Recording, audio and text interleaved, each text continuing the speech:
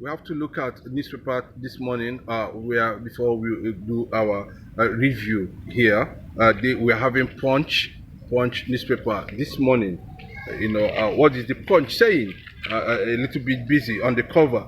We have NNPC battles deepening fuel scarcity, black market looms. And in so many states of the country, predominant, we are seeing it very significant here in Lagos.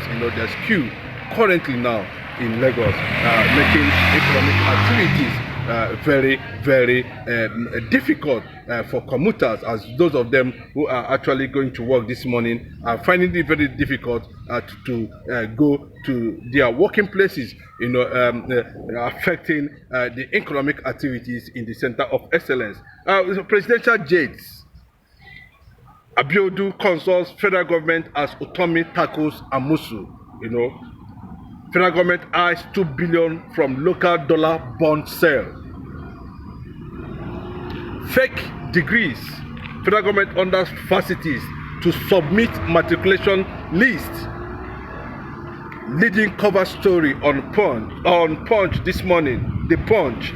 Food crisis may worsen as flood hits 10 states. Police detectives hunt 20 varsity students. Abductors. Vietnam-born businessman excretes 88 cocaine wraps. Civil servants screening on IPPIS portal ends Friday. That's the federal government. For those of them who are actually want to get a secure federal government job, that one is for you. You can check out the Punch cover this morning, and I have a review of it, both on the cover and in the inside. For those of them who actually want to get one or two things from the cover this morning. But we are looking at the food crisis, which is the major headline here. We are 10 states is at risk, and of course that's going to affect most activities in the country, because we are already experiencing a lot of things in terms of farmers not going to farm, in terms of flooding, in terms of innovations that has to do with agricultural products, development of agriculture in Nigeria. A lot of things in that regard are creating food insecurity. So this one is going to be an added one. We are looking at 10 states already. 31 states risk flooding. Also that is on that aspect. But the Punch did not tell us, what the federal government are trying to do, because we are seeing Nigerians are already groaning and the farmers are groaning. And that sector, talking about the agriculture sector, is very important in the development and running. Of course, the country needs food, energy. If it needs to engage, survive as the nation, food first. I can remember some time ago in 2000 when the Chinese nation announced that the country, China, has conquered poverty. Nigeria, we have never seen that kind of a thing happen in Nigeria. Where the president will come out and said, from today onwards, no Nigerian, irrespective of your status in the society, will go hungry. One, we need to get a stable electricity first. Farming first, because before we start looking into so many issues, that has to do with innovations and development, infrastructures and all that. Shelter, food first, then we can take up other issues, just like what is happening currently now in Burkina Faso. You can see Traore, the head of the military junta there in that country, who has been making a serious effort to the extent that he has cut down cost of governance. Everybody have to shave his income. Everybody, government officials, everybody is already involved. And we went as far as, at that point, increasing the public servants' salary, But that is to add one or two things on that regard.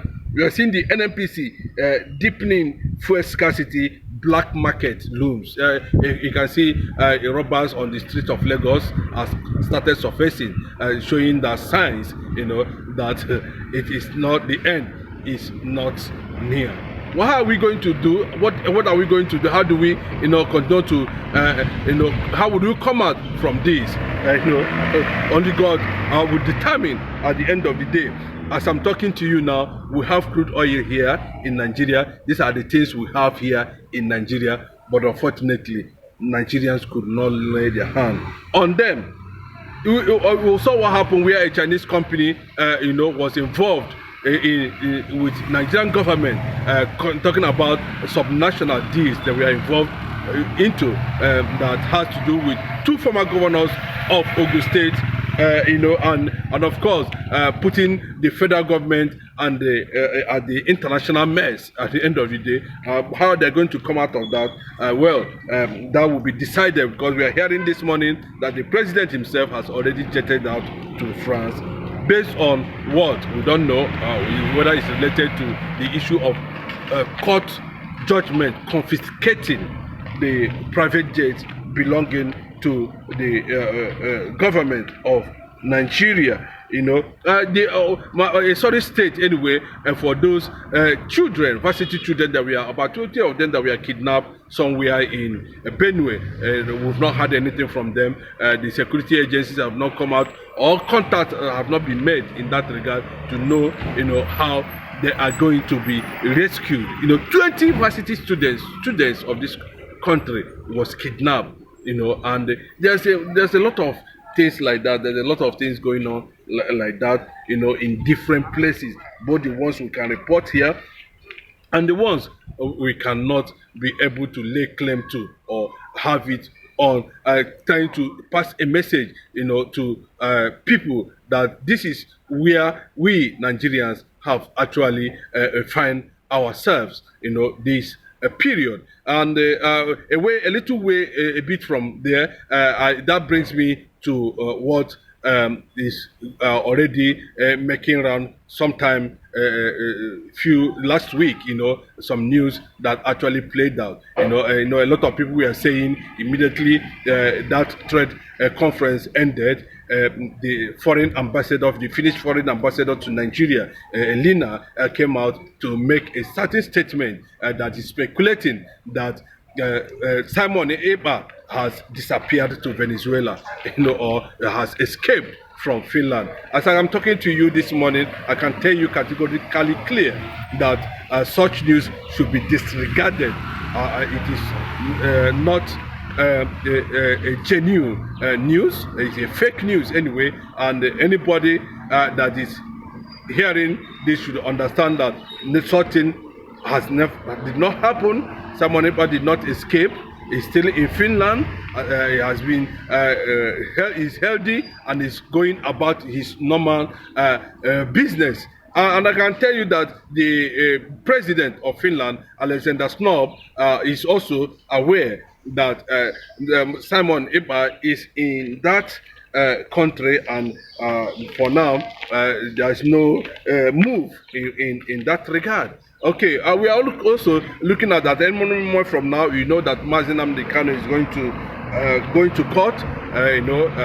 So a lot of things has been going around, and we have seen the lawyers as threatening. They are going to take up the case to the international community, to the international court, because it looks like the interest of other interests are involved instead of the law playing out. That is the reason why things are just the way it is, because there are people who does not want Nnamdi Kanu to be released, and it's like the president himself is towing that line. But no matter what happens, the lawyer to Nnamdi Kanu has already alerted the world on that development, why Nnamdi Kanu is still in detention. Then on the issue of former president of this country, Olusegun Obasanjo, has been commended for coming up, for taking a bold step. The governor of Lagos State has also be commended, for questioning the rationale behind the campaign that Igbo must go in Lagos. The Ohaneze leaders also sent a warm message to the governor of Lagos State, Sanwo-Olu. We are also seeing, a certain group from Alibo, threatening that if anything that happens to any Igbo man in that regard in Lagos State, there is going to be something that might not be too good for everyone at the end of the day. So away from that, we are looking at the issue that has to surround with the things we are trying to review across board and share with you. And the only thing we want to take up from there is the issue of Igbo must go in Lagos State. I believe that has actually died down because we discovered that the people who were behind it, ab initio, we are non-indigenous of this state, Yorubas anyway, but the indigenous of this state, led by a prominent politician, Bode George, has made it very clearly that those who are saying that should be cautioned, and proper caution. That instead of that, they should be the one to leave Lagos State. Yes, because we had it on a good note that in the 15th century, the Igbo commercial mobility has already been established in Lagos, even before Lagos becomes an independent, again an independent status in that regard. There has been activities that has been, most of these people, the father to Dr. Nnamdi was born here, so Dr. Nnamdi also grew up here, where he met the likes of Herbert Macaulay and the rest of them. Lagos is a colony with so many colonies, anyway. But that's where we are today, this morning, and thank you for having a date with us. Thank you, and keep on watching, subscribing, and like our videos. God bless you.